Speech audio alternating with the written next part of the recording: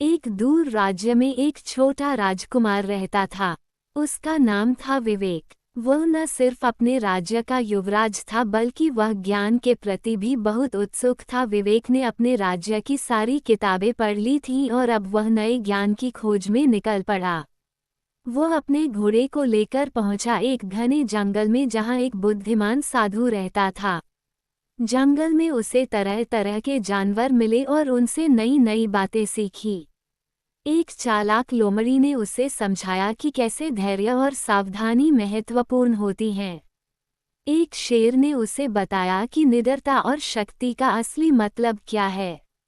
आखिर में वह पहुंचा साधु के पास जिसने विवेक को ज्ञान की असली कीमत सिखाई।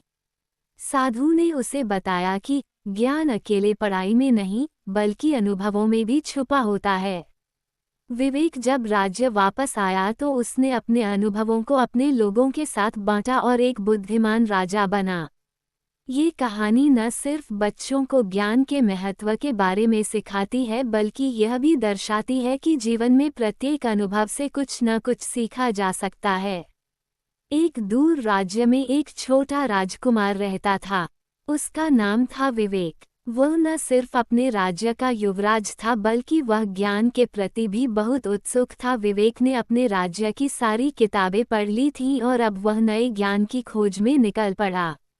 वह अपने घोड़े को लेकर पहुंचा एक घने जंगल में जहां एक बुद्धिमान साधु रहता था। जंगल में उसे तरह तरह के जानवर मिले और उनसे नई नई बातें सीखी। एक चालाक लोमड़ी ने उसे समझाया कि कैसे धैर्य और सावधानी महत्वपूर्ण होती हैं। एक शेर ने उसे बताया कि निडरता और शक्ति का असली मतलब क्या है। आखिर में वह पहुंचा साधु के पास जिसने विवेक को ज्ञान की असली कीमत सिखाई।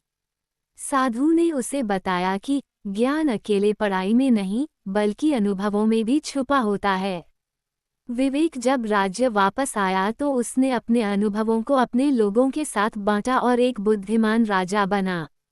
ये कहानी न सिर्फ बच्चों को ज्ञान के महत्व के बारे में सिखाती है बल्कि यह भी दर्शाती है कि जीवन में प्रत्येक अनुभव से कुछ न कुछ सीखा जा सकता है।